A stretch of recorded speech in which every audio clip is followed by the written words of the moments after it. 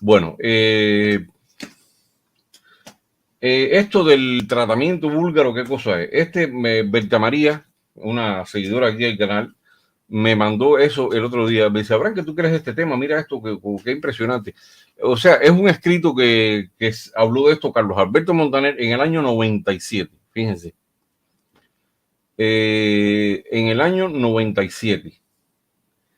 Y aquí él habla de un caso de una persona que desertó en Madrid, en Barajas. Era una persona que venía de Bulgaria.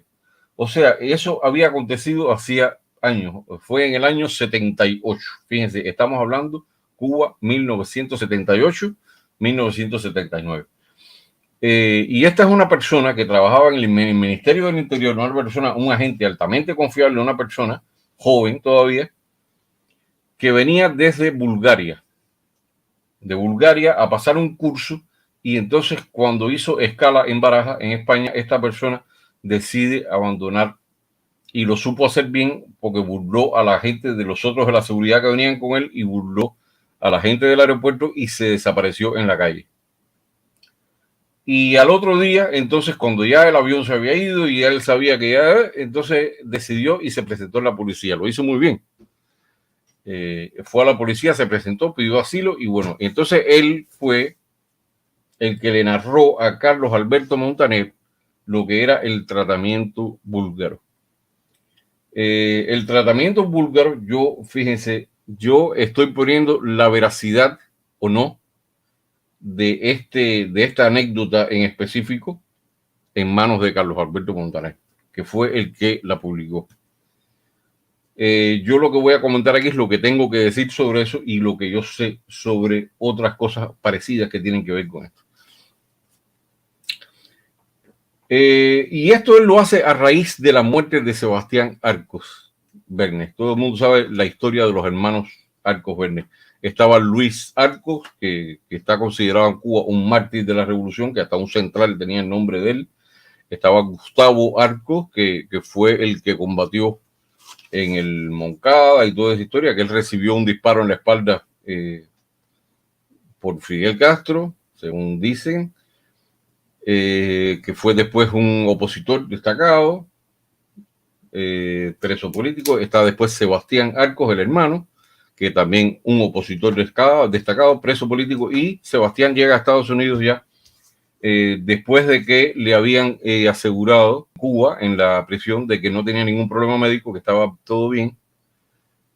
Y pues cuando llega a Estados Unidos confirman que tiene un cáncer ya irreversible.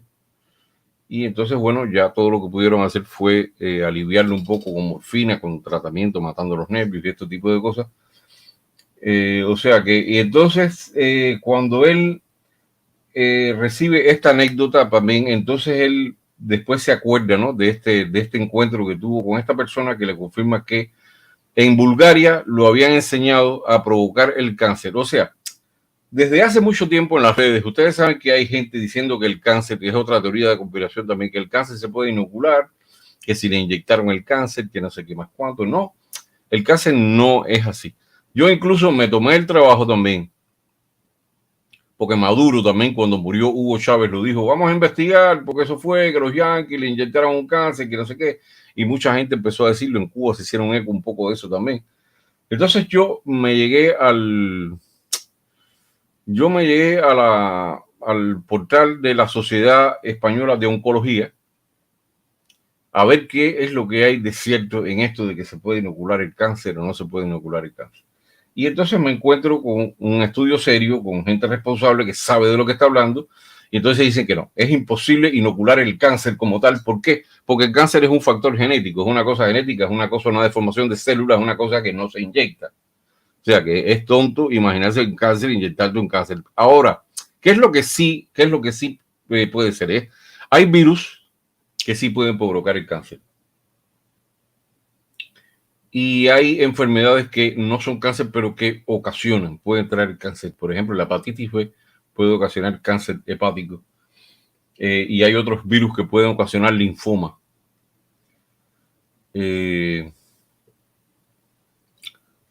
O sea que es bastante complicado. Ahora, la parte que nos interesa, porque fíjense qué bueno se empieza a poner esto. Según esta persona que venía de Bulgaria,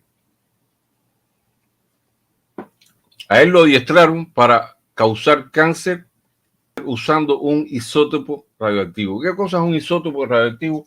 Es una partícula, un átomo, una partícula minúscula, radiactivamente activa, o sea, activa, y que, por supuesto, ustedes saben que en medicina también se cura el cáncer con radiación. Y este es una de las maneras. Ahora, si usted hace lo inverso, una persona que no tiene cáncer, usted le coloca una partícula radioactiva, un isótopo radioactivo, me imagino que habrá una forma de hacerlo que yo no sé exactamente cómo es porque no es mi experticia, no es mi campo, pero se puede ocasionar cáncer porque la radiación ocasiona cáncer también. Y tenemos el ejemplo, el ejemplo que más me viene a la cabeza es María Curie. María Curie, que fue la descubridora del radio, que es la sustancia más radiactiva que hay. María Curie murió con la médula ósea prácticamente destruida y ya no fabricaba glóbulos rojos, así que estaba muy mal. Y mucha gente que han trabajado con esto, que no se han cuidado, bueno, han padecido cáncer. Hay sustancias sí, pero por ejemplo, hay una diferencia. Por ejemplo, esto que él dice, lo que él narra es que a la persona le colocaban ese isótopo radioactivo en el lugar donde estaba acostumbrado a sentarse. ¿Y qué le provocaba? Al cabo de un tiempo, esto le provocaba cáncer en el mediastino. Entonces, puede parecer un poco quizá hasta fantástico, pero a mí, de esta gente, de estos comunistas, a mí no me extraña nada, absolutamente nada. Y entonces me llamó la atención que era en Bulgaria, porque, gracias Antonio, hermano mío, me llamó la atención de que en Bulgaria, porque en Bulgaria precisamente crearon una cosa que se llamaba la Unidad 7. La Unidad 7 en Bulgaria, que la creó la policía secreta búlgara, que era conocida por el DAS. Crearon esta Unidad 7 y se dedicaba... Sí, pero lo de Litvinenko es interesante porque es otra cosa. El Litvinenko fue con polonio 210. Por ejemplo, el que se usa para curar a la gente, el que se usa más en medicina es el Technici, que no me acuerdo si es el número 99, el isótopo, no me acuerdo cuál es. El polonio, el 210 en este caso, es el que mató a Litvinenko. Pero es que son muchas sustancias radiactivas que te pueden matar. Cuando hay una explosión o cuando, por ejemplo, cuando pasó lo de Chernóbil, la gente piensa más en el uranio, en el plutonio. Sí, pero no es lo mismo. Lo que más pasa a la atmósfera, por ejemplo, son el yodo, son el cesio, y lo que se deposita más es el plutonio y el estroncio. El estroncio 90, que es también que es el que acaba con los huesos. Y el cesio 137, que es el que más se deposita arriba en la atmósfera también. O sea, son muchos, un montón. Yo no puedo ni sacar la cuenta. El talio sí, los que son, el talio también. Pero bueno, en el caso de Litvinenko, fíjense que fue inmediato casi el envenenamiento. Fue casi, él fue envenenado en el té, le echaron el polonio y él en cuestión de una semana ya, de muy poco tiempo, ya le empezó a estar mal ya y se le declaró, bueno, ustedes vieron como... El caso es que esto incluso dice, hay otro preso político que voy a buscar el nombre aquí porque yo no quiero tampoco hablar con... ¿quién fue la persona que...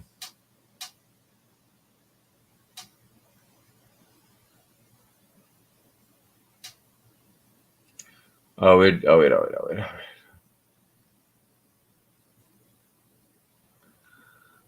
Hubo mucha gente es que hubo mucho, mira, es que yo no sé si ustedes se han puesto a investigar, hay una cantidad de presos políticos muertos de cáncer que es una proporción bastante alta, ¿no?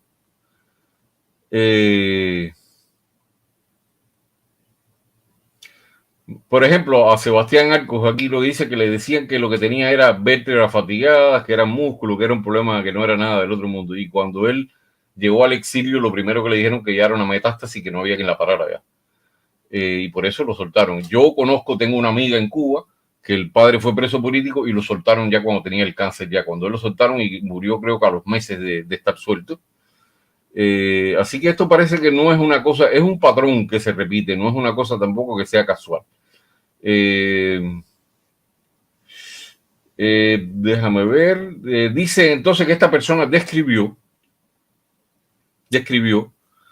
que el isótopo se colocaba en forma de un filamento metálico que se podía esconder muy fácilmente y que lo ideal era colocarlo en el lugar donde la persona utilizara más, se sentara más, por ejemplo, y que ese isótopo se retiraba al cabo de los 6-7 meses y que no quedaban señales del crimen, ¿no? Y bueno, pues todo el mundo sabe que en Cuba hay laboratorios muy bien equipados en el reparto Siboney, en Atabey, saben que hay laboratorios de biotecnología, hay cosas con virus, hay 20 cosas de estas, no es una cosa. Y ustedes saben que el arma de los países pobres que no tienen la energía nuclear, el arma de ellos, ¿qué cosa es? El arma de destrucción masiva más barata es la biológica y la química. Y bueno, pues que le inocularon el VIH, sí, el VIH se puede inocular porque es un virus, lo pueden inocular. El cáncer es el que no se puede inocular, pero el cáncer te lo pueden provocar, te lo pueden inducir. ¿De qué manera? Con esta manera, radiación o con una alimentación muy mala, en este caso, pero bueno, eso sería ya muy casual que todos los cuerpos no reaccionen igual, pero un isótopo radioactivo sí tiene mucho sentido. Tiene mucho sentido, te puede provocar un cáncer, puede acabarte con todo, pero tú no te das cuenta y al cabo del tiempo, adiós. Entonces, bueno, esto era la unidad 7 de la policía secreta búlgara, de la DAS, se dedicaba precisamente a eliminar disidentes. Y el caso más famoso fue de un disidente búlgaro en Londres, que lo mataron en el puente de Londres, y lo mataron con el llamado paraguas búlgaro. ¿Qué cosa era el paraguas búlgaro? Era un paraguas que tenía una aguja adosada y la aguja inyectaba ricina. La ricina en aquel momento era un veneno que dejaba muy pocas huellas. Ya creo que hay maneras de identificar más la resina, pero la resina dejaba pocas huellas en ese momento. Era una cosa prácticamente en cuestión de un rato desaparecía la huella de la resina. Y entonces, bueno, te pinchaban con el paraguas búlgaro y ya tú sabes, por poco rato te estabas despidiendo de este mundo. Y los rusos han utilizado, los soviéticos utilizaron muchísimo spray también que te lo echaban en la cara, aspirados a aquello y ya, pues ya tenía cualquier agente de esto un veneno, cualquier cosa, ellos son muy dados al veneno. Todo el mundo sabe que Putin se ha librado de todos los oponentes a golpe de cócteles de polonio o de esto, de lo otro, de Novichok o de lo que no sé qué. O si no, bueno, un discreto tiro en la cabeza, en la nuca. A Litvínico ya vieron cómo lo envenenaron, a este otro con el Novichok.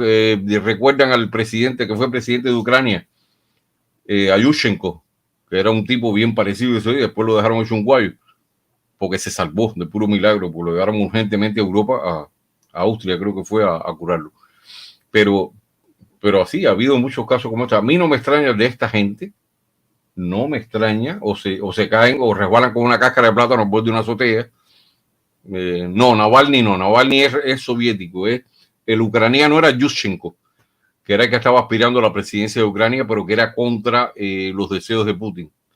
Y a ese en una cena le dieron un veneno, no recuerdo cómo era el nuevo César Borgia, sí señor. Déjame ver si yo tengo aquí el nombre. Miren para esto es bueno. No. Se llamaba Comité de la Seguridad del Estado, pero era conocido por el DAS. Entonces se llamaba Servicio 7. Lo establecieron a mediados del 63.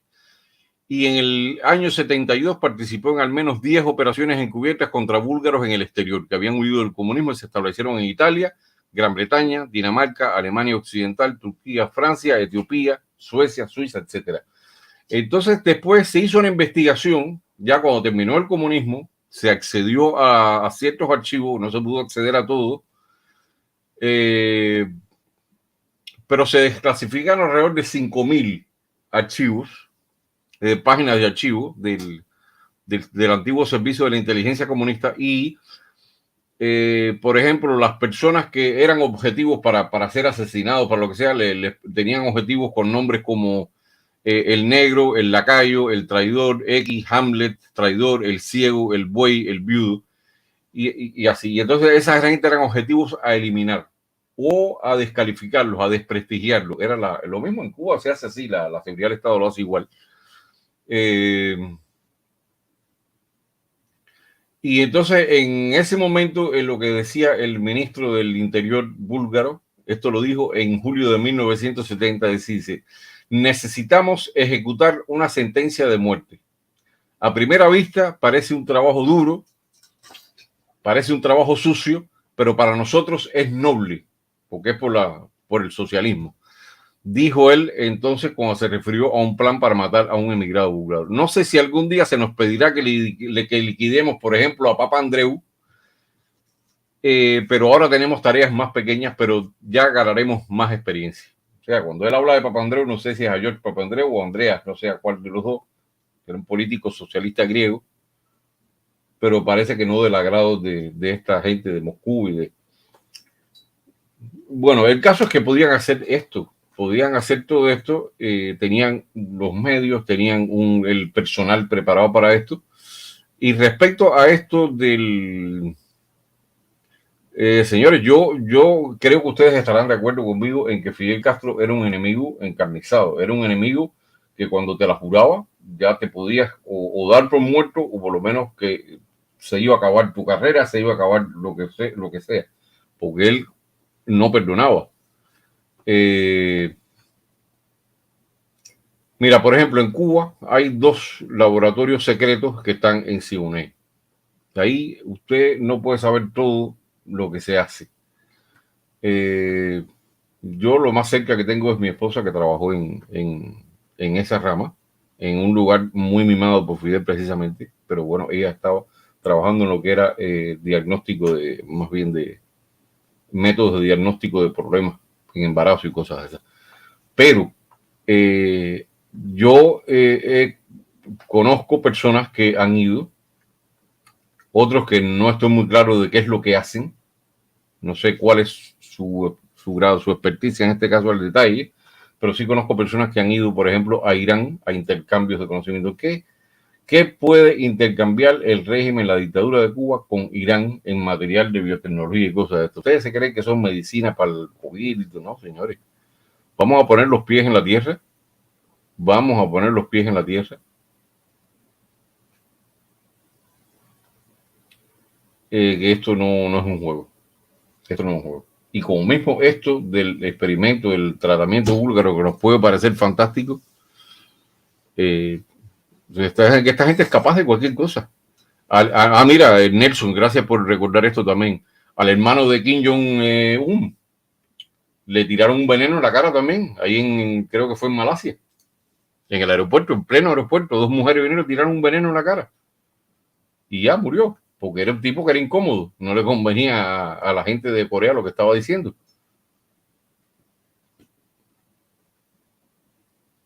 A Maferrer que lo asesinaron con una bomba. Sí, a Maferrer, Aldo Vera lo mataron en Puerto Rico. No es lo mismo.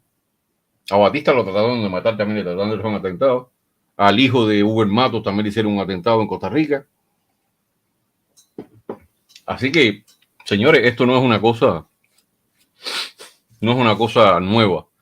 Y el KGB era o sea, que Bulgaria no era la excepción. Estaba el caso de Hungría también, que tenían una unidad de falsificación que dicen que era excelente, que era una maravilla. Los alemanes tenían, bueno, ustedes saben la Stasi lo que era. En definitiva, toda esta gente podían hacer cualquier tipo de barbaridades, así que a mí esto no me extraña. Y en Cuba se da mucho el caso de presos políticos que, ¿cómo se llama esto? Que mueren de cáncer de manera demasiado, es un patrón, ¿te das cuenta? Y entonces eso sí, ya te suelto, vas a quedar libre ya, y bueno, ya lo que duras en la calle son 2 meses, 3 meses. Así que bueno, no es nada raro. Este es el experimento. Y él le narró a Carlos Alberto Montaner, le narra cómo era que lo hacían, cómo lo ponían y cómo experimentaban y cómo hacían todo esto. Aquí está Patrick Gregori, que es de Rumanía, que él vivió también el horror del comunismo en Rumanía hasta que él logró escapar. Y él también sabe la historia de todas estas cosas, de estas dictaduras, de Ceausescu en este caso. Toda esta gente eran cortados todos por la misma tijera. Los sistemas totalitarios y más los comunistas son este tipo de sistemas capaces de cualquier crueldad, la seguridad, efectivamente. Todos eran temibles, tanto la Stasi como el DAS, como la seguridad, de todos eran temibles, todos.